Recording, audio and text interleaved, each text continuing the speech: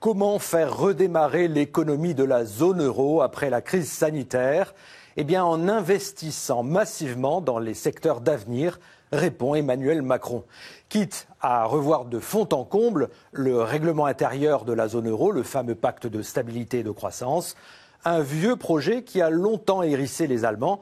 Alors, est-ce que Paris parviendra à ses fins durant la présidence française du Conseil de l'Union européenne ? Avec moi pour en discuter, Paul Maurice, chercheur au comité d'études et des relations franco-allemandes à l'IFRI. Bonjour Paul Maurice. Bonjour. Alors Emmanuel Macron a déclaré que le pacte de stabilité et la fameuse règle des 3% de déficit étaient dépassés. Bercy a dit de son côté que la règle des 60% de dette publique était caduque. Alors vu du côté allemand, comment les choses sont-elles perçues ? Alors, les Allemands sont très attachés au pacte de stabilité et de croissance, et d'ailleurs, durant la campagne et dans le contrat de coalition, les différents partis ont indiqué que celui-ci avait fait preuve de flexibilité pendant la pandémie et qu'il devait être maintenu. Donc ça, c'est ce qui est écrit sur le papier. Et c'est surtout ce que veulent les libéraux du FDP qui détiennent le ministère des Finances avec Christian Lindner.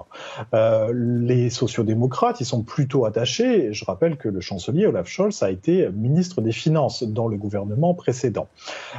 Néanmoins, il est possible qu'il y ait des évolutions possibles de ce nouveau gouvernement, notamment du fait que les Verts, qui occupent le super ministère de l'économie, souhaitent mettre en œuvre un programme assez ambitieux, très ambitieux même, de transition énergétique et de protection du climat. Et pour ça, il faut des investissements importants, donc il est possible que les Allemands évoluent sur cette question. On va justement écouter ce qu'a dit Emmanuel Macron à propos des investissements. C'était lors de son discours de présentation de la présidence française du Conseil de l'Union. On l'écoute. Durant la pandémie, nous avons mis entre parenthèses l'application de nos règles budgétaires communes. Nous devrons revenir à des règles budgétaires qui seules permettent la convergence entre nos économies, surtout pour celles et ceux qui partagent une monnaie commune. Mais nous ne pouvons pas faire comme si rien ne s'était passé. Et pour réussir justement le développement de ces alliances, de ces filières industrielles fortes et d'innovation, il nous faut acter le besoin d'investissements nouveaux. Ces investissements nouveaux, nous devons les intégrer dans notre cadre budgétaire. Et donc il nous faut une discussion stratégique qui découle de cela. De dire, face à ce défi, à la transition climatique, numérique, sanitaire, culturelle, stratégique, comment notre Europe doit justement prendre les bons investissements au bon niveau et repenser notre cadre budgétaire à cet égard. Nous ne réussirons pas ces transitions, nous ne les mènerons pas à l'échelle de notre continent si nous en revenons à un cadre budgétaire qui a été créé au début des années 90.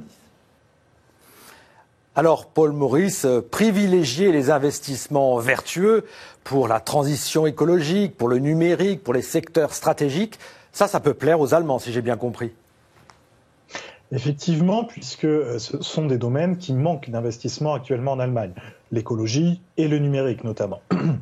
Et sur ces questions, les libéraux, qui sont pourtant favorables à l'orthodoxie budgétaire, pourraient être amenés à évoluer. Parce que ça a aussi des implications sur l'avenir de la puissance économique et industrielle allemande. Les investissements que l'on fait maintenant, c'est aussi une manière de continuer à être une puissance industrielle forte et une puissance exportatrice, et donc d'avoir des rentrées budgétaires. Alors, justement, il y a un homme à convaincre dans cette coalition, et c'est le nouveau ministre des Finances allemand, Christian Lindner, c'est le patron des libéraux allemands.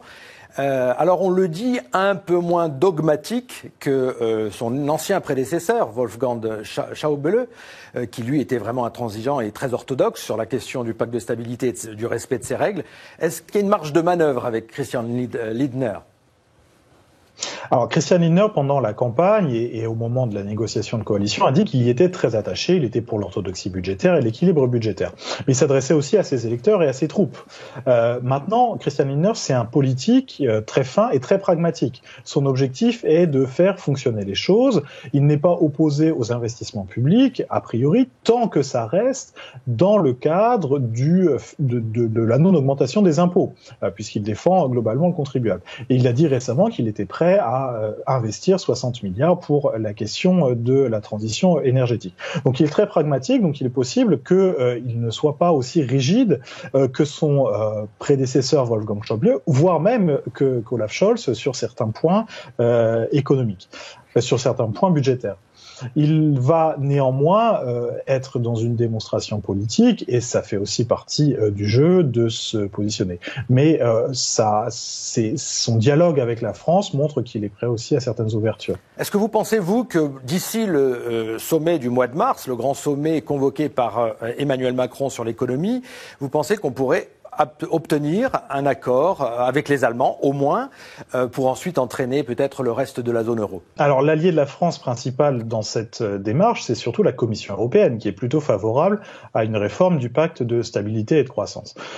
Il est possible donc que les Allemands évoluent progressivement, prudemment, comme l'ont dit les deux ministres des Finances, et que certaines avancées puissent avoir lieu, et qu'elles puissent surtout ouvrir à d'autres avancées ultérieures.